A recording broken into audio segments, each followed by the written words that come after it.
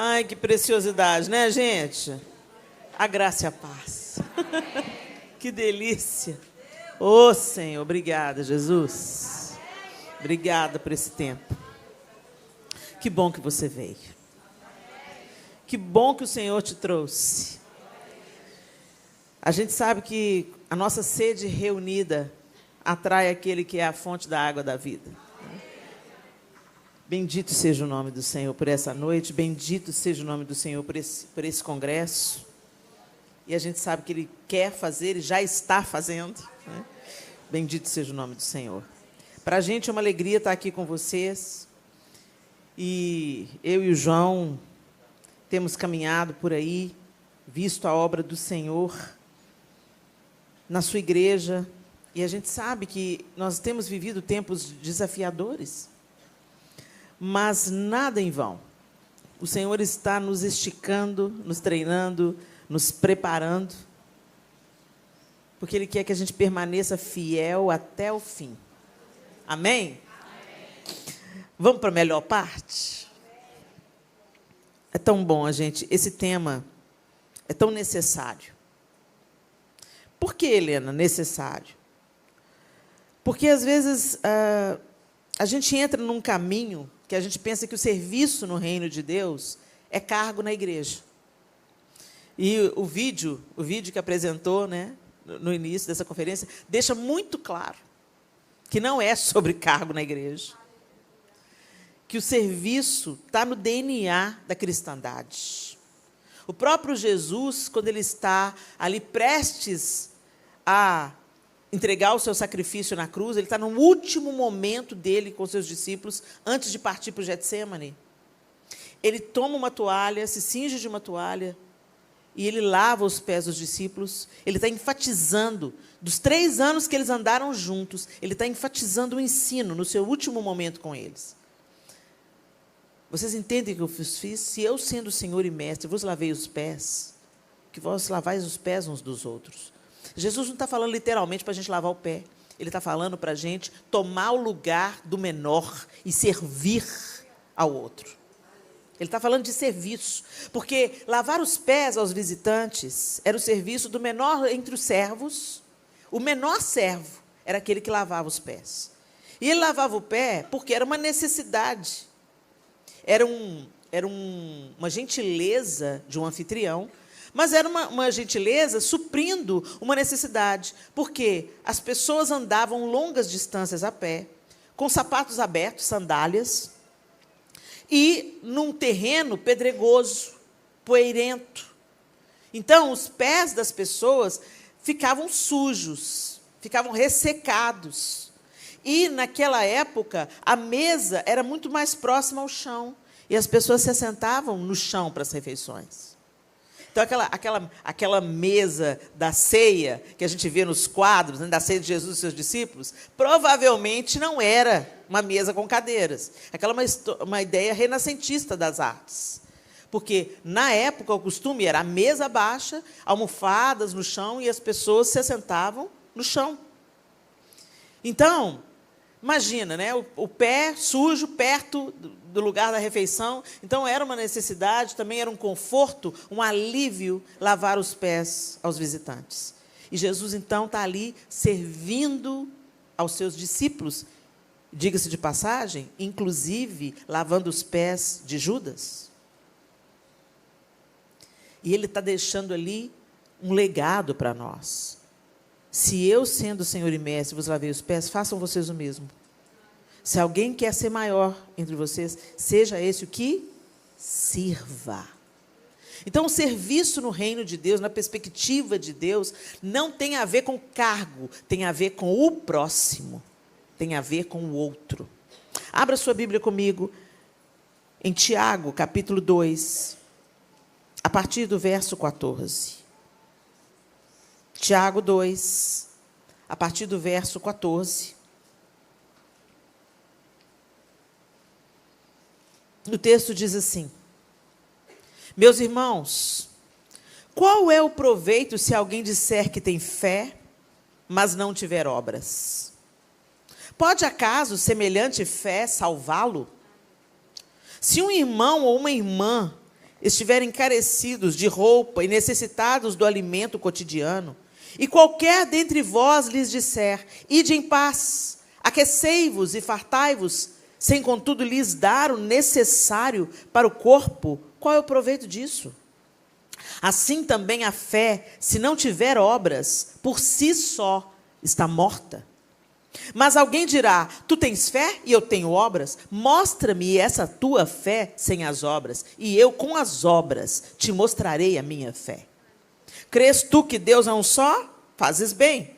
Até os demônios creem e tremem. Queres, pois, ficar certo, ó homem insensato, de que a fé sem as obras é inoperante? Não foi por obras que Abraão, nosso pai, foi justificado, quando ofereceu sobre o altar o próprio filho Isaque? Vês como a fé operava juntamente com as suas obras? Com efeito, foi pelas obras que a fé se consumou e se cumpriu a Escritura, a qual diz, ora, Abraão creu em Deus, e isso lhe foi imputado para a justiça, e foi chamado amigo de Deus. Verificais que uma pessoa é justificada por obras e não por fé somente? De igual modo, não foi também justificada por obras a meretriz Raabe, quando acolheu os emissários e os fez partir por outro caminho? Porque assim como o corpo sem espírito é morto, assim também a fé sem obras é morta. Gente, a gente tem que entender aqui, porque parece que às vezes esse texto é um pouco confuso. Peraí, Helena, mas o apóstolo Paulo não fala que não por obras, para que ninguém se glorie, que nós não somos salvos pelas obras. Agora, Tiago está falando que a gente é salvo pelas obras, que a gente é justificado pelas obras. Muita calma nessa hora, vamos entender. De maneira nenhuma, gente, Paulo e Tiago estão em desacordo. Um está afirmando o que o outro diz. Vamos entender. Quando Paulo está se referindo às obras, nas cartas que ele escreveu aos Romanos e aos Gálatas, ele fala sobre o significado teológico e legalístico. Ele está se referindo às obras no cumprimento da lei de Moisés. Então, aquilo que se faz para cumprir a lei. Você se lembra, quando você vê Levítico, uma série de ordenanças, né? Como é que você vai se lavar, como é que você vai oferecer sacrifício, como é que você não pode andar no sábado, sabe, todas aquelas observâncias da lei. Então, Paulo está se referindo, quando ele fala em obras aos romanos, aos gálatas, ele está se referindo à lei. A lei não é suficiente para te salvar. Você pode ser um exímio observador da lei, guardar o sábado, fazer tudo certinho, se abster de alimentos impuros. Não é isso que é suficiente para te salvar. É isso que Paulo está falando. Já Tiago, quando ele está falando sobre as obras aqui nesse contexto, ele não está, ele está abordando um aspecto ético e social, os atos de serviço e de compaixão. É dessas obras que ele está falando. Tiago não está fazendo uma oposição à fé, entre a fé e as obras. Mas ele está falando da fé viva e da fé morta. Ele não está discordando de Paulo. Ele está falando que a fé verdadeira, ela é evidenciada pela compaixão, pelos atos de justiça em relação ao outro. E a fé falsa, né, ela é apenas uma percepção que concorda com, eu acredito em Deus, mas não muda nada. A pessoa vem na igreja, ela entra e sai da igreja, entendeu? Ela tem a letra na ponta da língua, ela sabe versículos de cor, mas isso não muda mais nada. Ela só tem uma percepção, ela apreende a percepção da fé, ela até acredita em Deus, mas vai até aí. É uma fé morta. Não muda a vida, não muda as atitudes, não muda o comportamento em relação ao próximo, não muda o comportamento dentro do ciclo familiar. E é disso que Tiago está confrontando. Vocês creem? Até os demônios creem. Até os demônios têm fé. Creem e tremem. Então, não é só sobre acreditar. E Paulo, quando ele está fazendo uma correspondência com isso que Tiago está falando, ele usa um texto lá de Gálatas, porque em Cristo Jesus, nem a circuncisão, nem a incircuncisão tem valor algum, mas a fé que atua pelo amor. Aqui Paulo está se referindo àquilo mesmo que Tiago está falando. Ele fala a fé que atua pelo amor. Ele está confrontando, mais uma vez, um ato de obra pela lei, que é a circuncisão. Não é circuncisão ou não é incircuncisão, mas a fé que atua pelo amor. Quem ama faz alguma coisa, gente. Porque Deus amou o mundo de tal maneira, Ele deu o seu Filho unigênito. Ele teve uma ação, uma atitude. A atitude, gente, a ação é a parte visível da nossa fé. Então, o serviço, ele é inerente à nossa vida. A nossa fé, ela é confirmada pelo nosso serviço, ou pelas obras, por aquilo que fazemos. Quando a gente olha o significado de obra, segundo o dicionário, é o resultado de um trabalho ou de uma ação. Obra é aquilo que eu faço. E sem obra, sem ação, a minha fé é morta. Por isso que a gente tem que pensar sobre essa perspectiva. Será que nós estamos servindo a Deus de fato?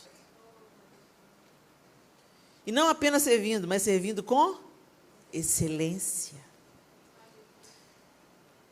Servir com excelência é fazer o seu melhor. Vamos ser honestos, vamos dar uma pausa para a reflexão aqui. Será que a gente está servindo a nossa família com excelência? Servindo aquele pessoal da rua necessitado. Porque, gente, servir não é dar o que o outro quer, mas o que o outro precisa. Não é satisfazer caprichos. É, sobretudo, suprir necessidades. E necessidades nem sempre se referem a roupa, comida e sapato. Isso também, claro. Mas, às vezes, as necessidades das pessoas são emocionais. Será que nós temos sido boas ouvintes? Ou a gente quer dar a nossa opinião em tudo? Tem hora que uma pessoa, gente, não precisa da nossa sugestão nem da nossa opinião. Ela só precisa do nosso acolhimento, da nossa ouvidoria gentil, acolhedora e silenciosa. Hoje a gente, às vezes... Gente, já pararam para pensar que pessoas poderiam não tirar a sua própria vida se alguém as tivesse ouvido? Se alguém simplesmente tivesse ouvido elas lavarem a alma? Nesse tempo tecnológico que a gente tem vivido, a gente tem tantas opiniões. Acontece que, muitas vezes, ninguém pediu a sua opinião. E, em contrapartida, a gente encontra pouco acolhimento. Pessoas confiáveis, sabe, gente? Será que você sabe guardar um segredo? Alguém pode rasgar o coração para você, uma amiga, um filho, uma tia, uma mãe. Alguém do seu trabalho pode rasgar o coração porque está em aflição. Às vezes te confessar um pecado cabeludo. E você vai ficar com essa sua boquinha fechada. A confissão, ela liberta a gente. Mas, às vezes, as pessoas se travam para confessar qualquer coisa. Por quê? Porque elas serão julgadas, condenadas e executadas. Como, Helena, executada? Sai espalhando para todo mundo. Gente, as nossas igrejas, as nossas comunidades de fé, deveria ser o lugar do acolhimento, da ouvidoria, das pessoas poderem confessar tentações e pecados, para não continuar no pecado, ou para não praticar o pecado. Talvez se a pessoa confessasse uma tentação, ela não precisaria de confessar um pecado. Mas se ela confessar a tentação, será que ela vai ser cuidada ou ela vai ser denunciada? Isso é serviço, gente. Ouvir o outro. Guardar um segredo. Compartilhar com quem pode ajudar. Não é isso que eu não partilhar. Eu vou contar para você orar. Gente, para você orar, você não precisa contar a história. Fala só para o fulano. Ora pelo fulano, ele está precisando de oração. Virou até meme. Virou até, sabe, crítica nas redes sociais. Aquele Jonathan Nehmer, né, fazer aqueles stand-up comedy, ele trouxe numa brincadeira uma verdade horrorosa. Pastor, eu adulterei, confessou o pecado para o pastor. Aí o pastor chega para a mulher dele e fala assim, puxa vida, coisa difícil no gabinete hoje. A mulher dele fala, o que foi? Fulano adulterou. Misericórdia, mas não é para contar para ninguém. Tá bom, não vou contar para ninguém. Aí ela chega na reunião de oração, irmãos, nós precisamos de orar pelo fulano de tal. Por quê? Porque ele adulterou. Gente, e assim, aí chega um membro na igreja e todo mundo está assim, estou orando por você. E ele fala assim com o pastor. Gente, eu conheço pessoas que já saíram da igreja por causa disso, foram abrir o coração para a pessoa errada. Agora, nós não deveríamos ser a pessoa errada. Nós deveríamos ser a pessoa certa. A pessoa confiável. Gente, principalmente nós mulheres. Gente, não subestime o seu poder de influência. E agora, no nosso caso, não existe em cima do muro, não. Ou você coopera com o reino, ou você coopera com o inferno, porque ele não desperdiça a mão de obra. Principalmente feminina. Por que vocês acham que Jesus apareceu ressurreto primeiro para uma mulher? A notícia só correu mais rápido.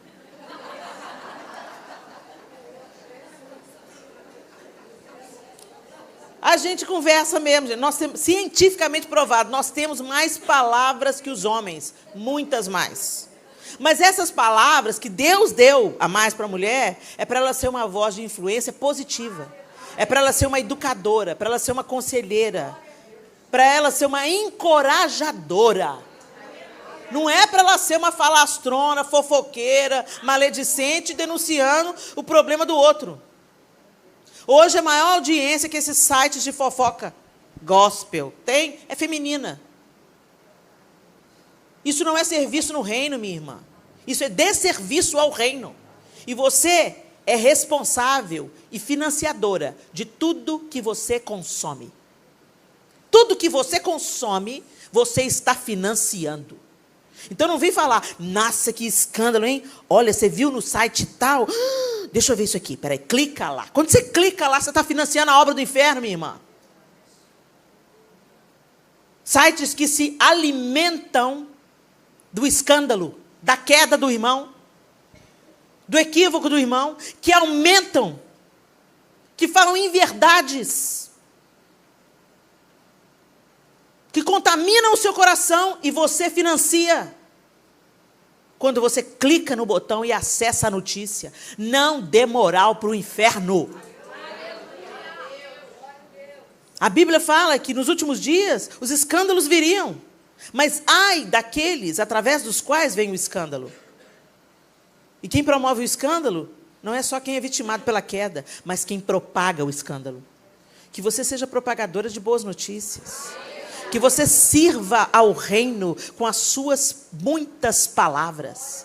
As palavras que Deus nos deu a mais do que os homens, que elas sejam para construir, para edificar, para encorajar, para educar a próxima geração, para aconselhar aquela mulher que vem nos procurar segundo as Escrituras Sagradas e não apenas segundo a nossa opinião. Nós precisamos de crescer, queridas.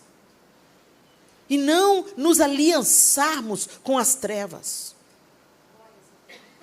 Então, decida o seu lado. Porque, como Jesus disse, quem conosco não ajunta, espalha. Não tem meio do muro, não, gente.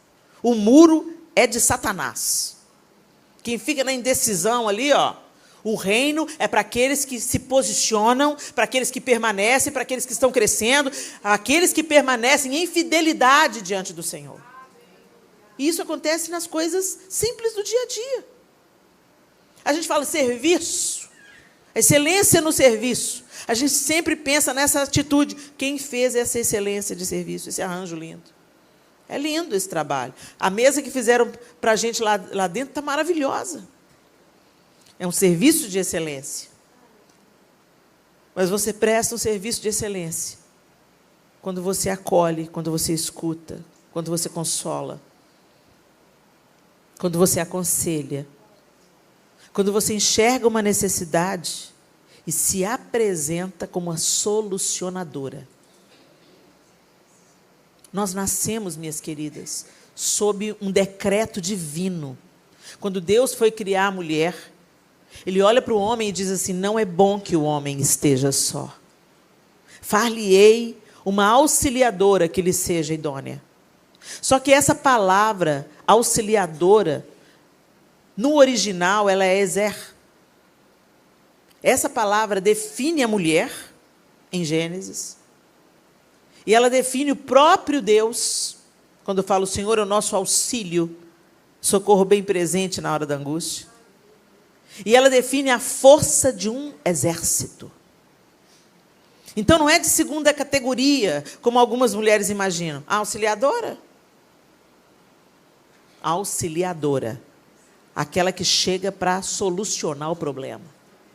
Aquela que chega com alternativas. Aquela que tem uma visão para trazer solução. Que tem a força de um exército. E que é semelhante ao próprio Deus, que é socorro bem presente na hora da angústia. Foi sob esse decreto divino que nós fomos criadas. Mas quantas vezes, minhas amadas, nós estamos no meio da confusão, no meio do escândalo, no meio do diz que me disse, no meio do agravo, no meio da fofoca, no meio da conversa fiada, no meio do barraco, no meio. Gerando a intriga, gerando o problema, ao invés de ser solução.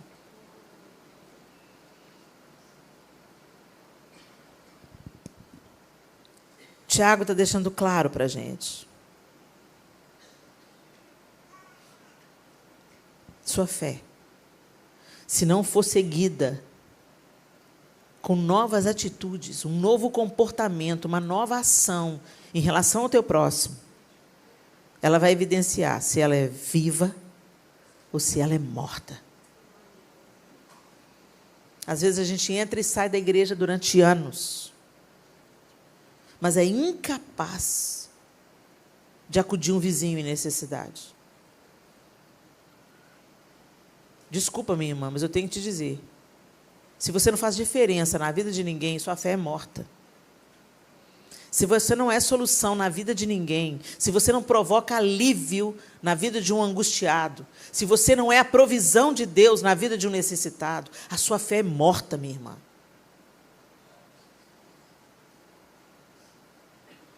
E o Senhor precisa de ressuscitar a sua fé, de ajustar a sua fé. Quantas pessoas se autodenominam cristãs evangélicas no Brasil e que negam com as suas ações o amor que anunciam? Elas falam: Jesus te ama, mas elas não amam. Jesus aceita o pecador, mas você não aceita. O Espírito Santo levou anos para te tirar da mentira. Você já estava na igreja, mas mentirosa. Aí ele foi ali trabalhando, pacientemente no seu caráter, e você foi se deixando moldar, e passando umas vergonhas, sendo exposta. E Jesus: vamos lá, filha, vamos lá, eu quero te aperfeiçoar, a minha pessoa, o meu caráter vai ser moldado em você. E aí você saiu da mentira. Oh, glória a Deus, hein? Mas você quer que o irmão que converteu ontem, que já esteja pronto hoje. Que o travesti que entrou na igreja na semana passada já arranca o silicone, arranca a peruca e vira homem e casa amanhã. Ô, gente, transformar as pessoas não é a nossa obra, é a obra do Espírito.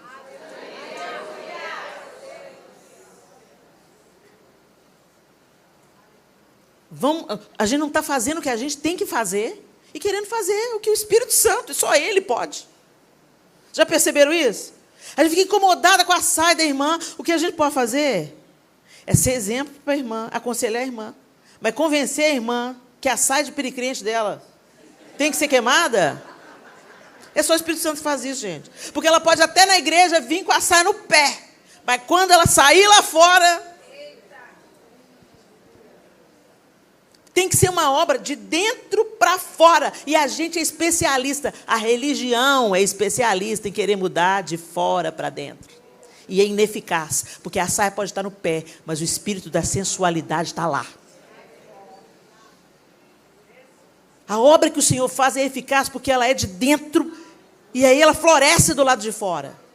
Então, quando a sua fé verdadeira é real, vai refletir nas suas ações, na maneira como você trata o outro, no seu serviço, na maneira como você acolhe, na maneira como você cuida, na maneira que você provê, na maneira que você alivia na vida do outro. Gente, essa é a nossa vocação. Nós não estamos aqui só esperando um arrebatamento, não. Nós estamos aqui para ser uma influência nesse mundo, para esperançar pessoas, para anunciar o Evangelho com a nossa vida, para amar na prática. Não adianta nada você falar de amor se você não ama. Eu quero ver a tua fé em obras. Me mostre, por favor, onde estão os frutos e eu os comerei. Quero ver o teu amor tão cantado, teu discurso encantador, sendo encarnado, Cristo em vós. É Cristo na gente, gente. O Senhor não quer apenas nos salvar do inferno. O Senhor quer formar em nós a pessoa de Cristo. Será que as pessoas têm visto Cristo em nós? Será que a sua fala está ficando parecida com a fala de Jesus? O seu jeito de andar está ficando parecido com o jeito de andar que Jesus andava? Você trata as pessoas como Jesus tratava as pessoas? A mulher adúltera foi pega em flagrante adultério, trazida a Jesus. E ele fala para ela assim, depois de dispensar os bonitão religiosos: onde estão os teus acusadores? Ela olha e fala: não tem ninguém, Senhor. E ele fala: tampouco eu te condeno. Vá e não peques mais. Ele era o único naquela turma que podia pegar as pedras e jogar na mulher, porque ele não tinha pecado. Mas foi isso que ele fez? Não. Agora, se fosse com a gente, virava notícia. As evidências de Jesus têm que ser vistas em nós, gente. Vão falar muita besteira, e já estão falando muita besteira a nosso respeito. Vão nos taxar de tanta coisa horrorosa. Você vai confirmar isso, o que vão dizer a nosso respeito? Ou você vai negar isso com a sua forma de viver? Porque contra fatos não há argumentos. Mas tem muita gente hoje dentro da igreja confirmando tudo que falam a nosso respeito lá fora. Tem gente que é uma bênção dentro da igreja, quando passa por aquela porta é o cão.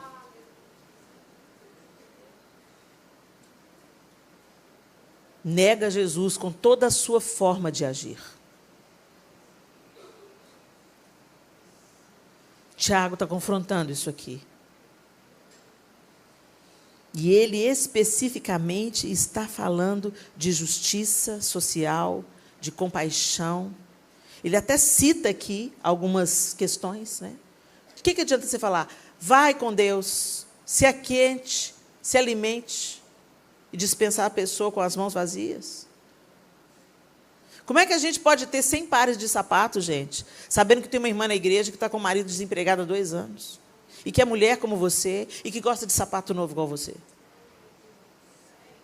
As bênçãos que temos é para ser compartilhada. Sai da bolha, minha irmã. Tem muita gente para você abençoar. Deus não te abençoa para você ficar abastada, não. Deus te abençoa para você abençoar outros. A gente está na terra é para isso. Ele deu a sua vida por nós. E o que nós fazemos pelo outro? Será que nós estamos continuando a obra de Cristo?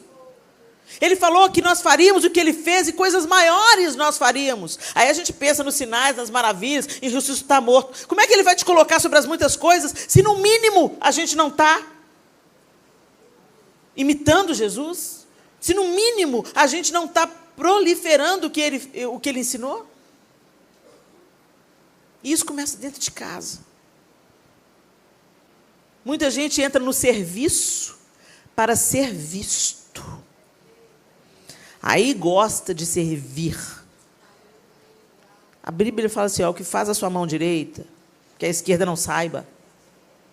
Mas a gente gosta de postar. Olha que lindo.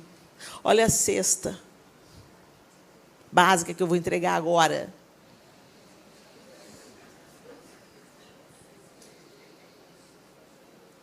Deixa que a boca de outro fale. Se Deus tiver um propósito. A gente gosta. Gente, todo o tempo, nosso coração tem que passar pelo crivo do Espírito Santo. Sabe por quê? Porque a gente ainda está nessa carne catinguenta. Mas essa carne catinguenta, se ela é exposta à luz de Cristo, ela também vai sendo aperfeiçoada. O Senhor vai nos libertando, como o apóstolo Paulo chamou, do corpo dessa morte. Né? A nossa inclinação natural, gente, ela continua aqui, ao mal. O velho homem não morre afogado na água do batismo. A Eva está sempre querendo levantar. Então, a gente tem que deixar todo dia o Espírito Santo jogar a sonda dele no coração. Sondar as nossas motivações. O Senhor quer nos usar, minhas irmãs. Ele quer nos levantar nesse tempo de tanta necessidade. Necessidade material, necessidade emocional, necessidade espiritual como resposta, como solução. Servindo aos da família da fé e servindo àqueles que ainda não creem. Vamos deixar de ser bairrista. Sim, a Bíblia nos ensina a servir a todos, principalmente aos da família da fé. Mas aí a gente para aí. Não, vou cuidar do meu bairro. Vou cuidar da minha igreja. Vou cuidar dos meus irmãos, daqueles que eu gosto. Que honra há, que glória há em você fazer o bem àqueles que você já gosta deles. Aqueles que pensam como você, vestem como você, frequentam a sua mesma igreja. Não é isso que a Bíblia fala que é para a gente fazer, gente. Não há recompensa nenhuma nisso. Em você amar quem já pensa igual você, quem gosta. Isso aí é afinidade, é fácil. O nosso desafio é ser luz na vida daquele que nos persegue. Na vida daquele que é uma pedra no nosso sapato. Essa é a nossa... Gente, quando Judas veio beijar Jesus, Jesus olha para ele e pergunta, aqui vens, amigo?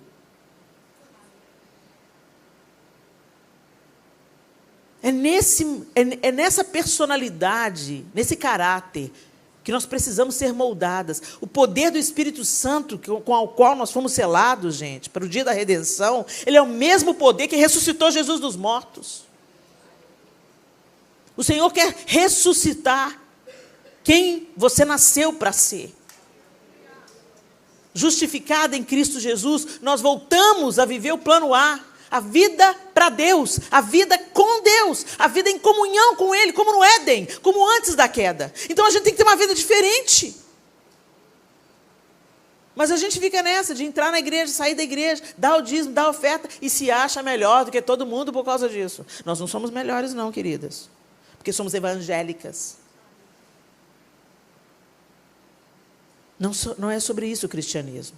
Não é sobre se sentir superior. Quando você se acha melhor do que as pessoas, por causa da sua justiça própria, isso é um sério indício de adoentamento espiritual. Você está tendendo à religiosidade e não à autonegação e à vida de Cristo, que pulsa em você. É orgulho espiritual, e esse é o pior orgulho. O orgulho espiritual, gente, é o pior orgulho. Que te dá a falsa sensação de que você é melhor do que os outros, porque você é crente. Quanto mais perto de Jesus a gente chega, gente, mais a gente tem noção de como que a gente é insuficiente. De como nós somos limitadas, de como tentando acertar a gente erra. E isso nos torna mais dependentes dele. E quanto mais dependentes dele, mais liberdade ele vai ter em nós para nos aperfeiçoar, para mudar o nosso caráter, para submeter a nossa carne ao senhorio dele. Mas quanta gente internamente se gaba. Isso não é um serviço de excelência. Isso não é uma entrega. Não é rendição. Não é dependência. É altivez. É orgulho. E o Senhor resiste ao soberbo. Em Filipenses 2, 3 a 5, não preciso de abrir, não. Só fiquem atentos. Não sejam egoístas, nem tentem impressionar ninguém. Sejam humildes e considerem os outros mais importantes que vocês. Não procurem apenas os próprios interesses, mas preocupem-se também com os interesses alheios. Tenham a mesma atitude demonstrada por Cristo Jesus. Filipenses 2, de 3 a 5. Não deixe de fazer o bem àqueles que precisarem, sempre que isso estiver ao seu alcance. Se você pode ajudar seu próximo agora, não lhe diga, volte amanhã e lhe darei algo. Não planeje o mal contra seu próximo, pois quem mora por perto confia em você. Não procure motivos para brigar, se ninguém lhe fez mal. Provérbios 3, 27 e 30. Quem vive apenas para satisfazer sua natureza humana, colherá dessa natureza ruína e morte. Mas quem vive para agradar o Espírito, colherá do Espírito a vida eterna. Portanto, não nos cansemos de fazer o bem. No momento certo, teremos uma colheita de bênçãos, se não desistirmos. Por isso, sempre que tivermos oportunidade, façamos o bem a todos, especialmente aos da família da fé. Gálatas 6, de 8 a 10. E, finalmente, portanto, meus amados irmãos, mantenham-se firmes e que nada os abale. Sejam sempre dedicados à obra do Senhor, pois vocês sabem que no Senhor o trabalho de vocês não será inútil.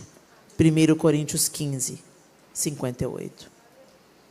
Várias exortações na palavra de Deus, nos encorajando à prática da fé, ao amor prático, a uma atitude que serve, a uma atitude que é resposta, a uma atitude que alivia a carga, a uma atitude que traz esperança para o desesperançado, a uma atitude que nutre o faminto, a uma atitude que agasalha aquele que tem necessidade.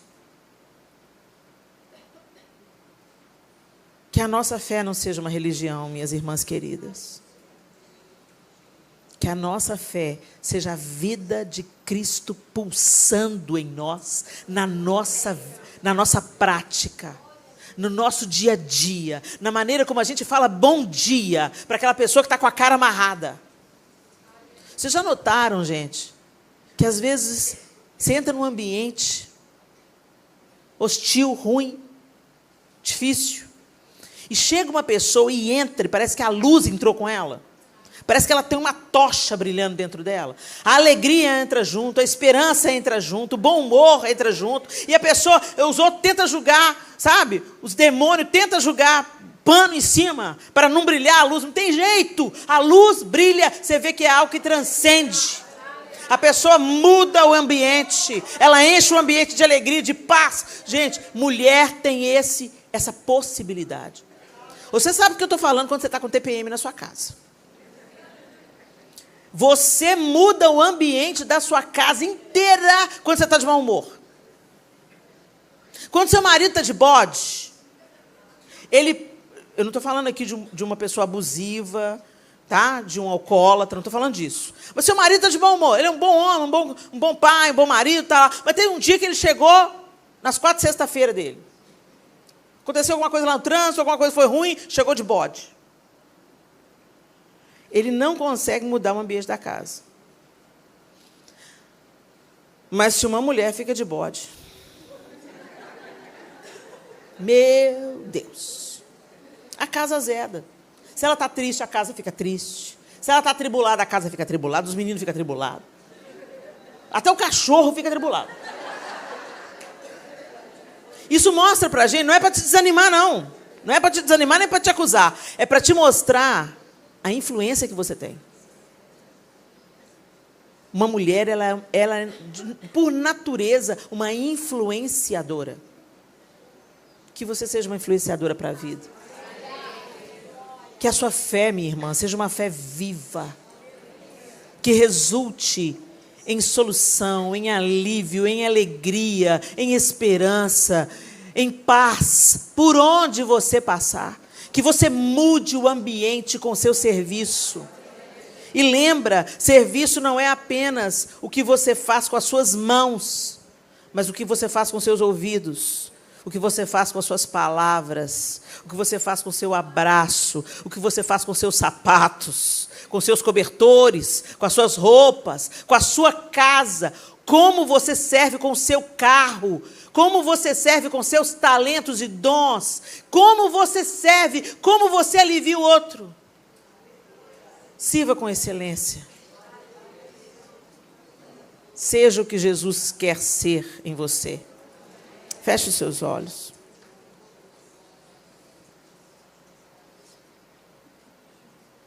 Quem vive apenas para satisfazer sua natureza humana, colherá dessa natureza ruína e morte. Mas quem vive para agradar o Espírito, colherá do Espírito a vida eterna. Portanto, não nos cansemos de fazer o bem. Às vezes, minha querida, você entrou aqui nessa noite. Pode continuar de olhos fechados. Cansada. Ah, Helena, mas eu só faço. Só eu é que faço. Eu estou cansada.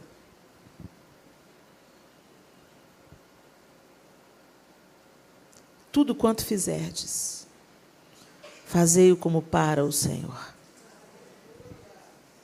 Às vezes o seu cansaço é porque você está servindo na expectativa de receber um reconhecimento. E o reconhecimento é importante, sim. Se você tem a oportunidade de reconhecer o trabalho de alguém, reconheça. Mas não faça por interesse. Faça porque é a sua vocação. Faça porque Jesus fez por você. Faz por você.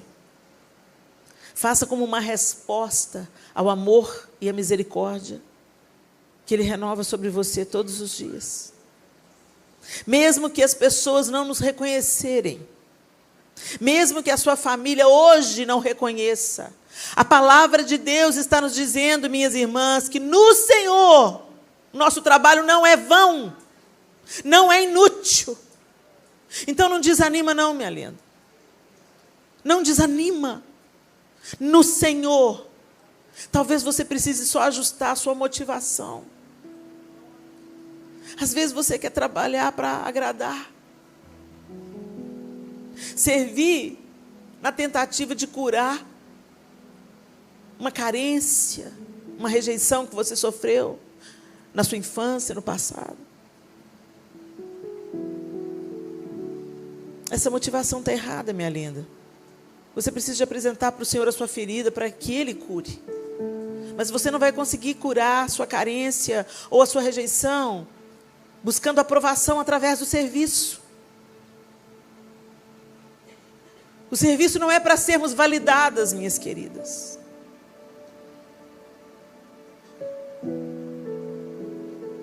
O serviço é a nossa resposta à nossa redenção. Não dá para desassociar. Quando a nossa fé é viva, não dá para desassociar. É Jesus sendo forjado em você dia após dia.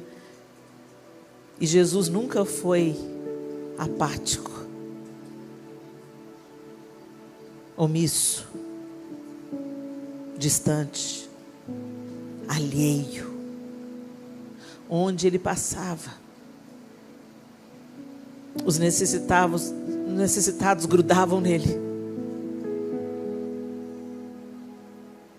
E Ele respondia à sede, à fome.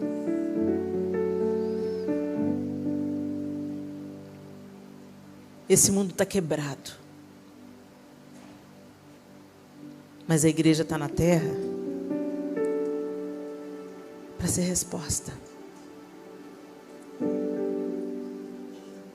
A resposta não é a política. A resposta não é o entretenimento, as artes. Elas podem até ser instrumentos de alívio. Mas a resposta é Cristo. Cristo em vós. Cristo em você.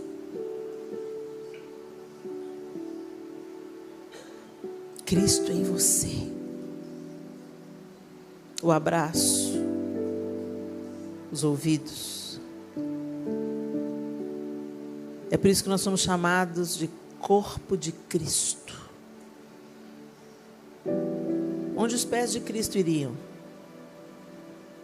A quem Jesus abraçaria? Quem Ele alimentaria? Quem Ele curaria? Ele mesmo disse: os sãos não precisam de médico. Eu vim para os doentes. A gente vem nos congressos, no culto, para a gente se fortalecer. Mas a gente sai por aquela porta para derramar a vida. Que a sua vida se derrame para aqueles familiares que ainda não creem. Ah, Helena, mas é tão difícil, eles me irritam tanto. Pois é. A glória está em servir justamente esses.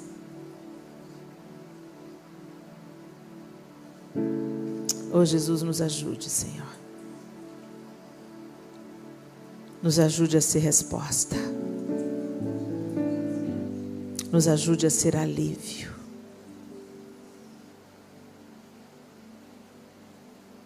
Nos ajude, Senhor. Sonda o nosso coração. Sonda-nos, Senhor. O Senhor conhece nossos pensamentos, nossas motivações. Que o Senhor nos cure de toda motivação errada no serviço. Cure as nossas feridas, as nossas rejeições, as carências. E nos ensine a derramar a vida como o Senhor derramou a vida em nosso favor.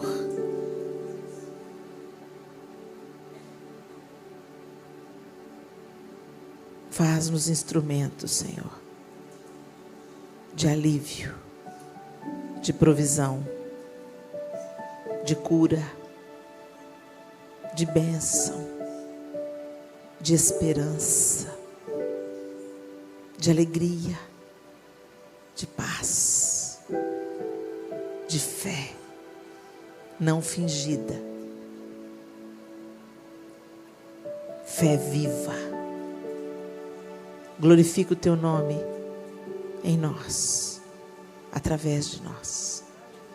Que o teu nome seja conhecido nas nações da terra, através dos nossos atos cotidianos, no ônibus, no trabalho, em casa, no cuidado com a família. Que a gente realmente seja alívio e cura entre as nações da terra. Em nome de Jesus.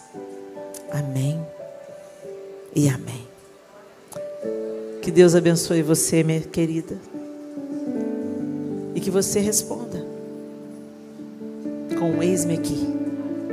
Eis-me aqui, Senhor. Eis-me aqui. Eu quero ser tudo que o Senhor quer que eu seja.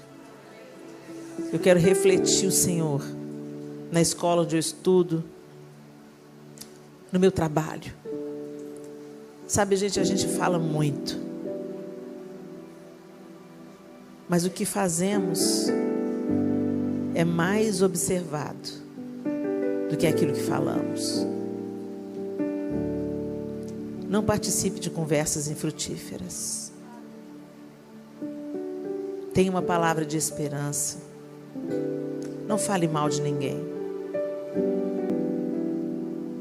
Que a sua vida fale mais alto que as suas palavras.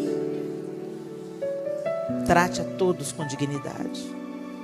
Todos são dignos de serem tratados com dignidade. Não faça acepção de pessoas. Para de tratar bem quem aos seus olhos é grande. Porque naquele grande dia a gente vai ter muita surpresa. Muitos grandes vão ser pequenos e muitos pequenos serão gigantes. Deus não vê como o homem vê. Que você tenha o olhar de Cristo. Que você trate a todos com a mesma gentileza, consideração e amor. Aqueles que concordam com você e aqueles que não concordam com você. No que depender de você, tenha paz com todos. Faça o bem a todos. Deus abençoe vocês, meninas.